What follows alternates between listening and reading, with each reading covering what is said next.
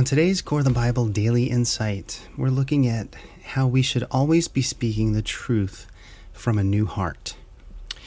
This comes from Exodus chapter 20, verse 16, one of the 10 Commandments, which says, "You shall not bear false witness against your neighbor." Telling an intentional falsehood for personal gain is the simplest way to subvert any institution. Jealousy and selfish ambition lie at the root of deception. And recognizing this and knowing the tendency of men to preserve themselves at all costs, God built into the kingdom charter, the 10 Commandments, a specific command about not bearing a false witness against another. Knowing that this was an unfortunate reality that would have to be dealt with, once a falsehood was found out by the judges, God had also provided a definitive way of handling the offender. In Deuteronomy 19, it says this, "If a malicious witness comes forward and accuses someone of a crime, then both the accuser and accused must appear before Yahweh by coming to the priests and judges in office at that time. The judges must investigate the case thoroughly, and if the accuser has brought false charges against his fellow Israelite, you must impose on the accuser the sentence he intended for the other person. In this way you will purge such evil from among you. Then the rest of the people will hear about it and be afraid to do such an evil thing." So the punishment for the crime of falsifying a report was to apply to the deceiver the same action he intended for the other, and to do so publicly. In this way, a deterrent to falsification would be established within the community. Now, as God's kingdom was moving from the natural to the spiritual, the arbiter was moved from the external judge's seat to within the heart of every believer. In Ezekiel 36, it says, "And I will give you a new heart, and I will put a new spirit in you, and I will take out your stony, stubborn heart, and give you a tender, responsive heart. And I will put my spirit in you, so that you will follow my decrees and be careful to obey my regulations."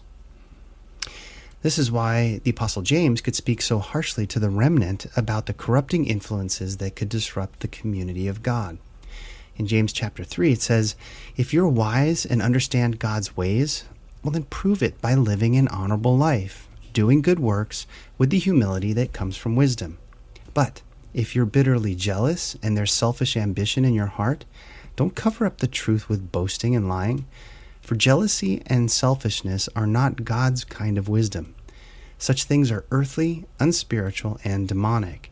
For wherever there's jealousy and selfish ambition, there you will find disorder and every kind of evil." See, James relates that selfish boasting and lying could be used to hide the truth, and were not within the wisdom of God. Likewise, the Apostle Paul also used the analogous contrast of the old man and the new man of the heart.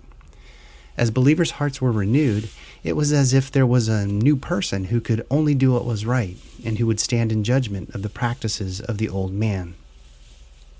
In Ephesians 4, he says, "That you put off concerning your former conduct the old man which grows corrupt according to the deceitful lusts, and be renewed in the spirit of your mind, and that you put on the new man which was created according to God, in true righteousness and holiness. Therefore, putting away lying, let each one of you speak the truth with his neighbor, for we are members of one another."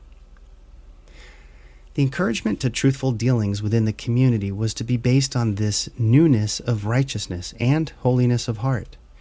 Because of this community in which all were members of one another, that is, parts of an integral body, they were to always provide a truthful and honest example in everything, with everyone, in all of their words and actions.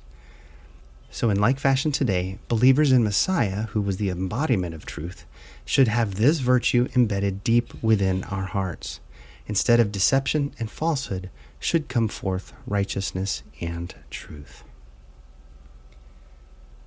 Well, I hope today's insight was helpful for you. As always, please visit coreofthebible.org for hundreds of other Bible articles like this, along with other podcast episodes and videos. Thanks so much for listening today. Take care.